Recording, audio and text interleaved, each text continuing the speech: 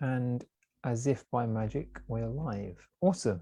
Cool. So we continue with the live streamed laser coaching sessions. I've got Jez Padua with me. Hi, Jez. Hi, Nick. Hey, hey, hey. Thank you for having me. Oh, it's my pleasure. We were just talking before we started, just saying that, I like doing these programs for this reason, because I get to meet people that have been in my group that I haven't really spoken to before. So I really enjoy it. So I'll do the thing I didn't do yesterday, which is to give you a chance to introduce yourself.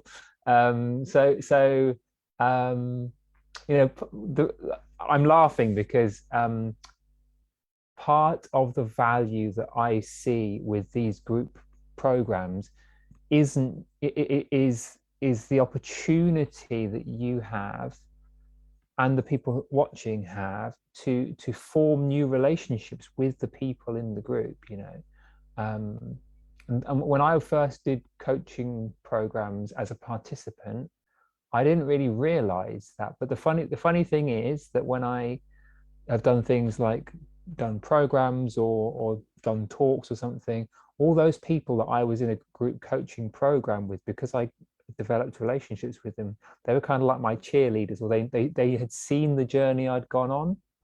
And because they were there at some of those moments where I went, oh my God, I can write a book, or they went, oh my God, I could change career, they were like, oh yeah, go for it. And they're excited. And then they saw the thing unfold. They saw the transformation in me, right?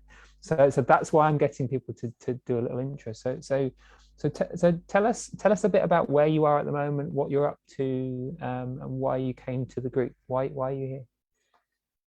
Yeah, hi. I'm Jez. I'm a musician. I'm a music producer. I'm an artist. I'm from the Philippines. If yeah, from really far from a lot of you here. So, thank you, Nick, for having me. I'm a I just started. I started music production about since the start of quarantine, I guess. Um, that's when I really started to immerse myself in this craft. And yeah, I really fell in love with it. But yeah, I joined this group because it's a really amazing platform. I was telling Nick a while ago, it's an amazing platform where I can learn like the business side of this, how to, not just how to get sales and stuff. It's been amazing because uh I've been really learning like how to develop relations with your potential customers, and just they won't be just another customer per se. So yeah, it's been amazing. I'm here because yeah, what was I say? What was I saying a while ago? I've been honing my craft like for almost more than a year now, Hmm. and I've been really confident with it. But right now, I'm learning to like tackle the other side of it, like really getting clients to Mm. get your services or be satisfied with your with my services. Um, yeah, that's about it. Uh, that's Cool. about it. Yeah, nice. So um, I'll ask this question a slightly different way today. So we have about half an hour or so, thereabout, something like that. It's a relatively short coaching session. Sometimes my client sessions who are paying me, I sort of go for, usually an hour, maybe sometimes 90 minutes or even longer, depending on, what the arrangement is. So we've got a relatively short amount of time. Um, what would you love to create as an outcome of our time together? So imagine that you've paid me £1,500 for this half an hour's time, right? And that this time you want a return on your investment. Um, what would make our time together worth that investment? What would make um, the conversation that we have and the outcomes that we create today, what would make it worth that for you?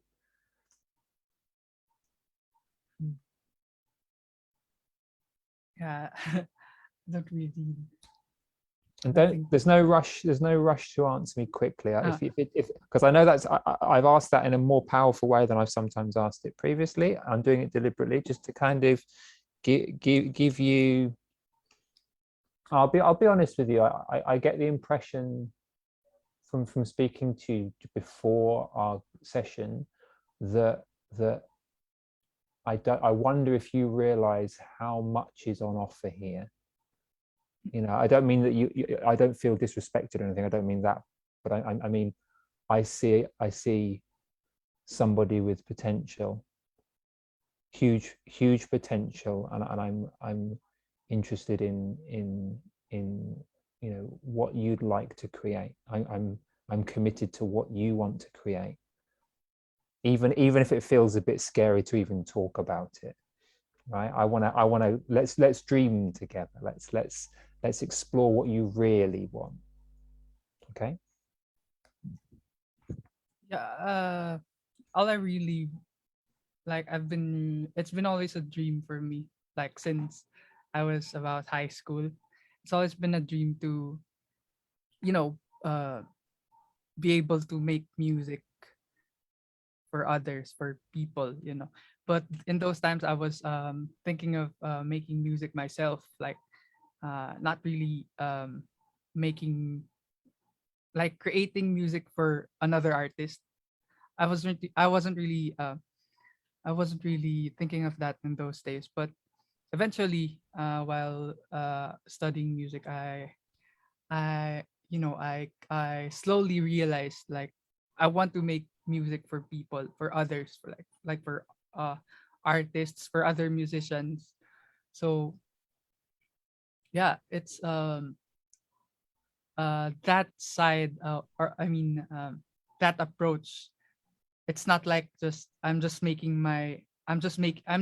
sorry, I'm not just making music for B. I'm making music for other people. So that that approach, like, it requires making, establishing relationships with musicians, getting their trust with your, not only your craft, but also your um how you interact with them, getting their, like, trust Mm. and stuff. It involves those things, not just not unlike when I'm making music for me, I just do it for myself. Let me jump in a second. Sure, So sure, sure. I hear you. If we could create a miracle together, what would that miracle be for you? What As is you, it? What can I help you with? Like what is the bit that you if we could get to a laser focus on the thing that if we could shift it, it would open everything up. Like what's the thing that would unlock everything if we could tackle that today? I can't really, like, put a finger on it, but uh uh I can't really, like, tell right now. Nothing is uh I'm gonna be honest, I'm not quite sure. But all I know is I really want to learn, like, what whatever you can like teach me on this, because, or offer me on this, because there's there's a lot, I've learned a lot the past few days on the videos in here. So I think some of the questions I had at first were answered there. But Mhm. it's just I can't tell right now what do I. Okay. Sure, sure, sure. Okay, so sorry so I'll just, because it's a shorter time, I'm kind Yeah. of moving a little bit more, through what you're saying. So can I speak to something that I think you're saying without saying it? So do you mind if I kind of do a bit of a mind read? Is that okay? Sure, And sure. I'm probably, I may well be totally wrong. right? But I think there's something here, right? Uh,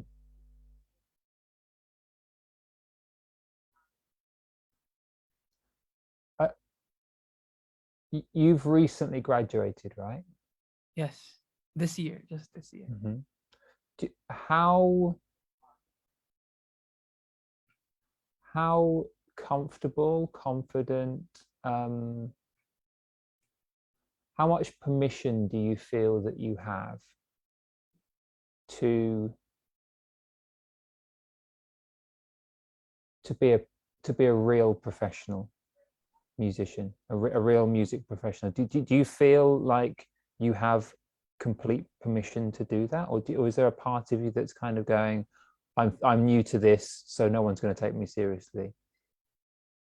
Yes, there's always that thought like in the back of my mind, but I really yeah, I think I have a lot to offer, I guess. I just it's in the point of my career that I don't know enough, like I don't have enough connections to people that, yeah, I think I'm pretty confident with my, with like what I can offer and what I, my craft and stuff. Mm-hmm. So But that's not what I'm asking you about, right? So yeah, yeah, sorry, I'm sorry. asking. No, no, you don't need to be sorry. I'm just like, this is for the record, right? For anybody watching who's a coach, or like when anyone's talking to anybody, even like in sales conversations, right? Often when you ask a question to someone that you're coaching or you're helping, because they're not aware of um, some of the stuff that's going on for them, they won't quite answer the question. So that's nothing that you've done wrong. That's totally normal, because it's kind of going into known territory. And I'm asking you a question that is kind of pulling you into more into the unknown, right? Well, that's Yes, yes. my aim. So what I'm curious about, and I'm asking this because I've kind of got this impression that, well, again, I'm always trying to be as honest as I possibly can with somebody, because I think it's practical, right? I've got the impression that there's a kind of a playing small energy about the conversation at times, or like I know it's possible for some other people to be making money, to be having a career, to be speaking to real musicians and working and handling sales conversations and taking transactions. And I know that music in theory can make money, but it's me. And so that's different. I'm getting something of that kind of vibe. And to me, if that vibe was challenged a little bit, or it kind of, you realized how much of an illusion that is, you'd realize that you're just a professional musician. You're just a credible music industry professional who's in the early days of their career. You're not someone who isn't, who you have permission, like you have permission. Do you know that? I mean, like, do you really know that? Um, yeah, that's kind of a lot to take in, but yeah, now that I'm thinking about it, yeah, I think you're right. Now, how would you like challenge that uh that thinking? What, like, what can I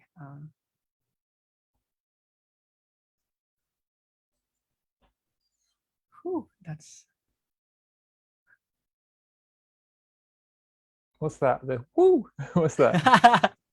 What does it's that just mean? kind of a lot to take in, I guess, for me. Like, it's, yeah.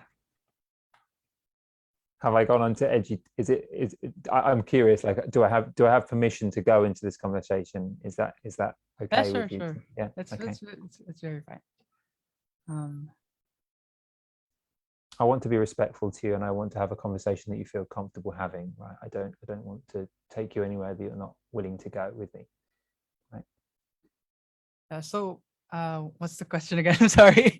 Yeah, so you were saying, you said to me, how could you challenge, Yeah. that? And I'm not sure you'd finished asking your question. No, I think you were saying a while ago, like, you'd like to challenge that Mm, that side of me. Like, how would you challenge that? Like, for yeah, how would, because I'm really like, I'm also kind of starting just to know myself with this in mm. this like area of, yeah, how would you like challenge that Well, thinking? I think we've already started, because, and I don't always do this, but it felt sometimes it makes sense to kind of jump ahead and kind of make a guess, because it was a feeling that I got. So to me, the first stage of making a significant transformation, like we're talking about, like going from, I don't know if I can, I don't know if I'm allowed to do this, or I don't know if I deserve to be, like, for me, my version of this was like, my real instrument was the violin. I then, Mm. when I was studying, I then became a professional teacher, spent a lot of time, and was kind of a very basic saxophonist. And then I spent a lot of time practicing, loads and loads of time, but didn't feel, there was a point, I don't know when it was, probably, I don't know, 2007, 2008, when I got back into playing the saxophone and first showed up with a soul band where I was the saxophone player, not the violinist. And I was like, they're going to find me out. They don't know that I'm really a violinist pretending to be a saxophonist. Like, someone's going to rumble me. Like, I don't belong here. Like, they're like real, like, he plays the guitar. He's a real guitarist, and he's playing the bass, and that he's a real bassist. Are you there still? You froze Yeah, for a I'm bit. here. Yeah, Sorry. yeah. So yeah, I didn't feel like I kind of, but Like you they fit in. call it. Say again. You didn't feel like you fit in like in some way. Yeah, yeah. Because they're, yeah, yeah, I feel that yeah, I think I have that thinking because I started this like producing music for people, mixing stuff, um especially around quarantine. People started to do online choirs and stuff. Mm, uh that's where I really opened my ears per se for mm, mhm. with that world, I guess. um but right now that I'm thinking about it, yeah, I've learned a lot with music production and all. But I was searching for something. I was looking for people, um because I always thought, even though I have all of these skills that I learned, I've always thought that it's all, yeah, it's like you said a while ago, it's always at the back of my head, like I really don't know enough.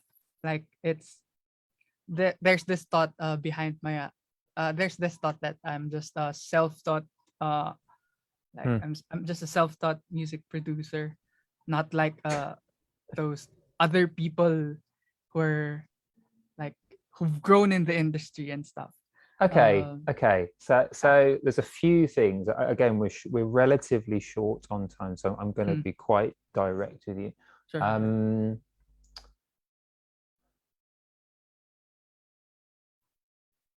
so there are a few. You said, how do you challenge it? It looks to me like step one is to even notice that there is that kind of thinking, and to speak it, and to kind Mm, of acknowledge that there's something to explore. mm, So we've definitely done stage one, right? So because it means that we can have an exploration of what I think is actually something which is very leveraging, because if that changes, then all the behaviors, all the words that you speak, they all come from that change of thinking. So I'm always very keen to sort of point to the underpinning thinking, because then that's the thing that unlocks everything else, because then you'll figure out what to write in an email or who to reach out to and all that kind of stuff.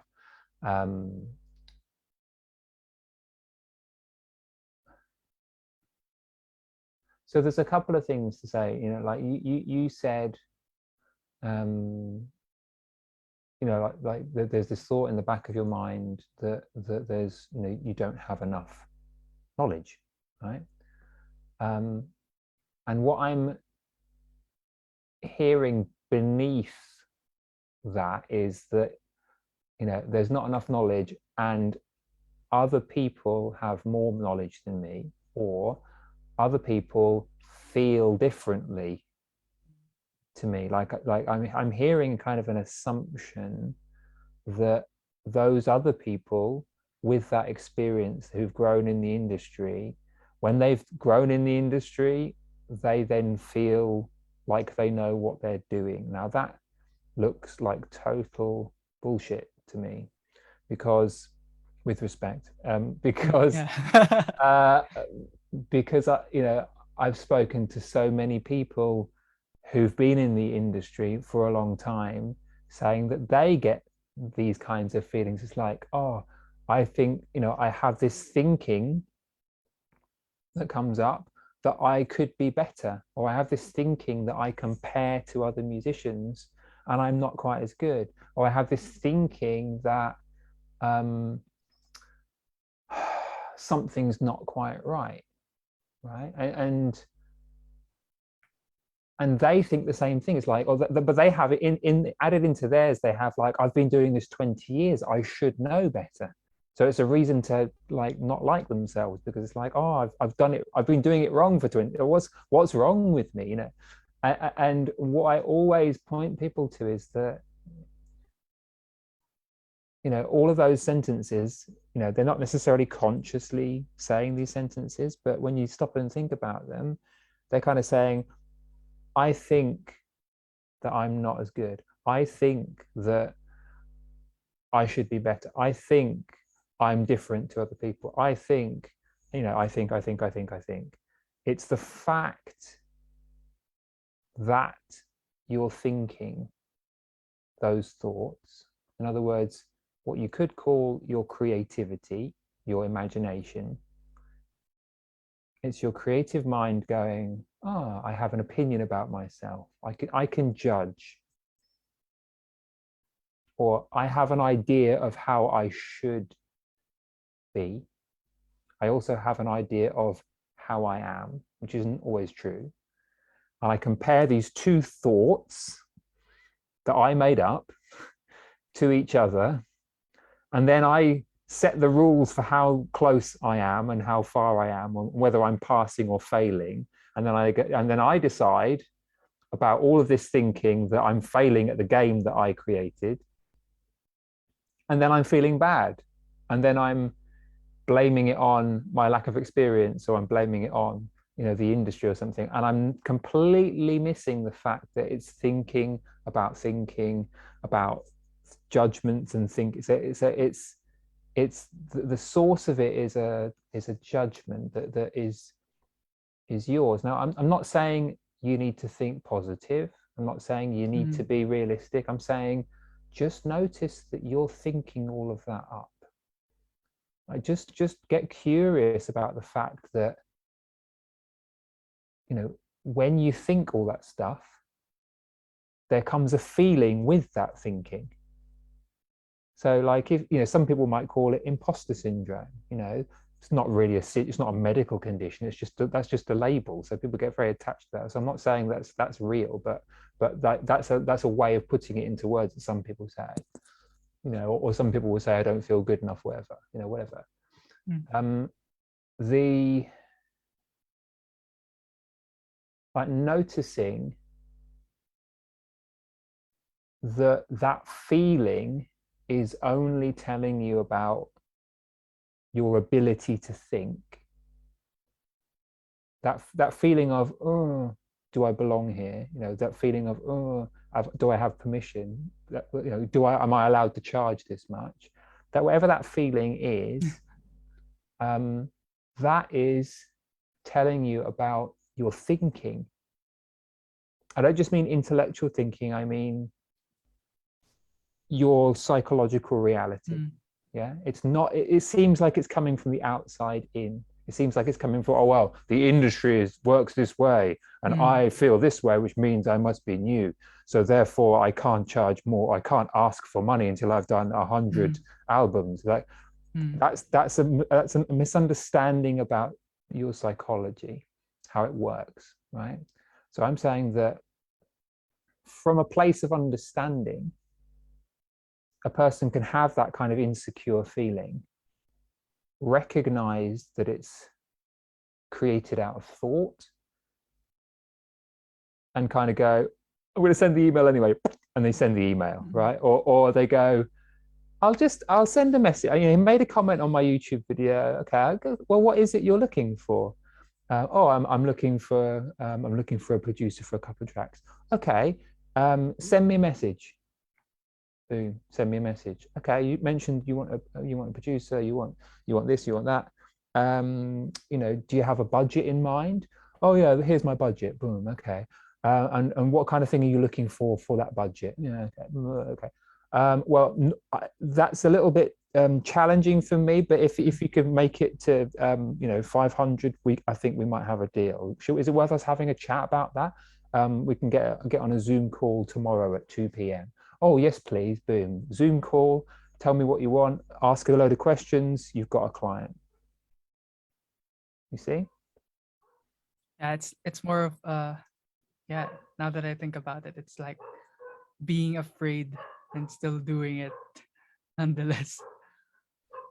Like, I'm afraid to do this, but I'm just gonna do it anyway.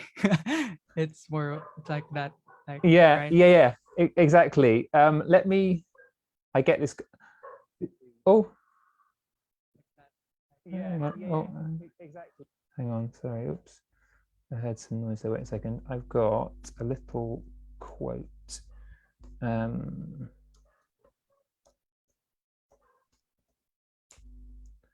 Is that your dog I can hear? No, it's from the neighbor. I'm sorry. Okay, no, it's okay. It's okay. Houses in here in the Philippines are like stacked together almost. Yeah, no, that's cool. Sorry, 2 ticks. This quote is worth waiting for. Oh yeah, don't know where this comes from. Who is this that said this? Okay. Yeah, so this is the quote. I've always liked this quote. It's a little bit cheeky. It says, fear is peeing your pants. Courage is doing what you're supposed to do with wet pants. That's a good quote.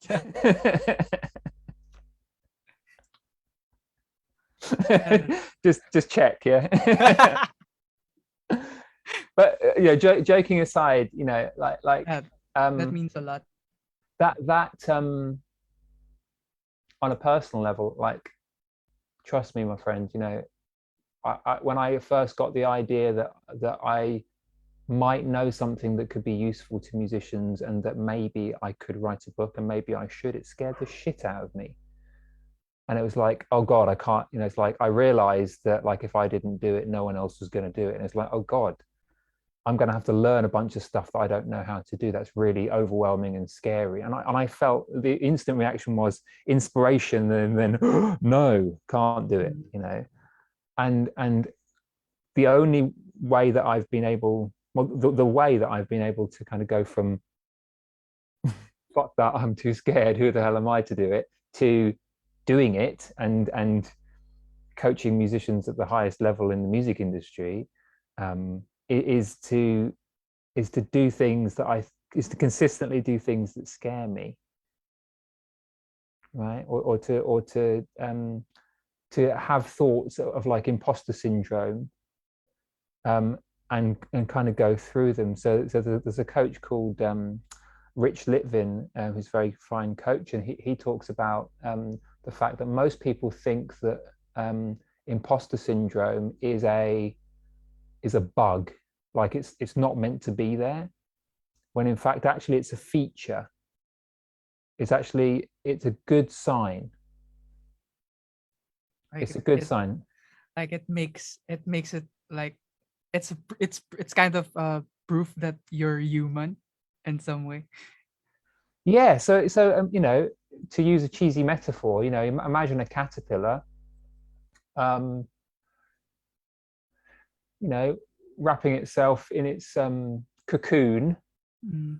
and then you know, literally the caterpillar then dissolves into like caterpillar soup. It's not really, it doesn't exist anymore. There's no caterpillar inside that cocoon. It just dissolves completely, and then it starts to join up as a completely new creation. So it's real transformation. That kind of caterpillar soupness, to me, that come in human beings, that comes with imposter syndrome. Imposter syndrome is kind of like, I think I am this, but I'm being called to grow into this, like a new version of myself. So, and that comes with like, oh, it feels unfamiliar. It feels like, do I have permission to make this much money? Do I have permission to say I am a professional? You know, like cross that line. And the old you doesn't. That's the point. That the new you does, and it's going to feel edgy until it doesn't anymore. So Mm. do you see what I mean? It's kind of like Yeah, yeah, you've got to yeah. walk the new, by walking the new path, it grooves it in. It becomes you. It becomes a new version of you.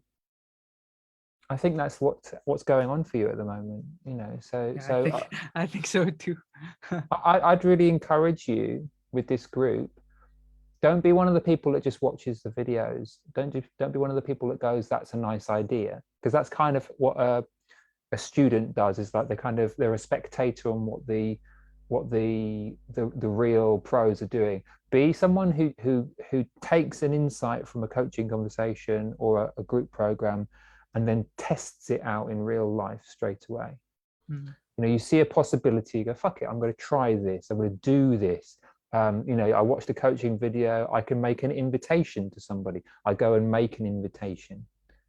I go and make 10. I'm the person in this group that does the most action, not the person that watches the most, because they're totally different things. And then you'll wake up in a few months' time and go, oh, I've got 5 extra clients. How did I even do that? What was I even scared about? It's because you sent so many messages inviting people, and you asked so many questions in the group saying, I'm going to send this Mm. message. What do you reckon? You're a doer.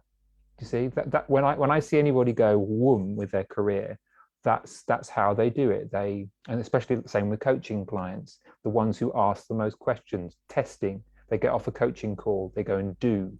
They post about the coaching session because they're involved they're really active in the transformational process.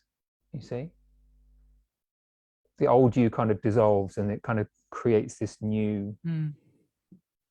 version. I'm learning a lot.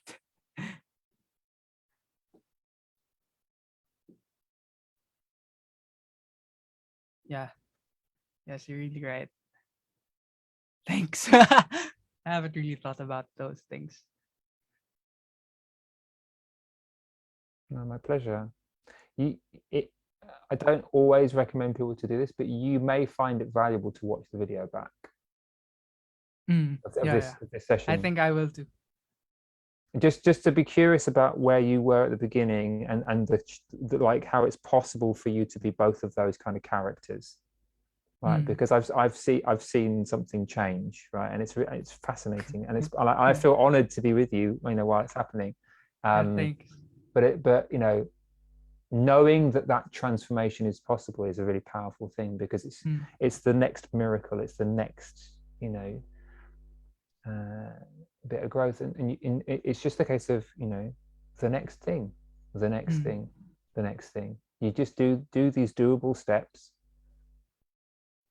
and before you know it, you don't even question that you're Mm. someone who knows what they're doing. Yeah. Yes. It really means a lot. Thanks. Thank you so much. I cannot thank you. I really can't thank you enough right now. Mm. No, it's my pleasure. Do you feel like you've got some actionable steps that you can take away from this? Do you feel like, you could get off this call and you could start by doing a couple of things with this session? Yeah. Um, I've been watching those videos like from some days ago, the ones with the difference between pleasing and serving, and Mhm. like you said, like you want you want you want to somehow know um the hours of how we serve the people. Mhm. I've been I took I kind of took action with those words. Right now I'm serving like a youth group. Yeah, it's been nice. Um, it's with that mindset, it kind of makes it more worth it, I guess, because you're doing this to um not just to try to please them or just make them um come back, after another Mm. project. Mhm. Yeah, it feels more satisfying in some way, because you're serving them. You're not just giving them, okay, I want this, this is what you want, here. It's That's beautiful, and what I would suggest to be a slightly nagging coach to you is it sounds like you're getting that you can serve.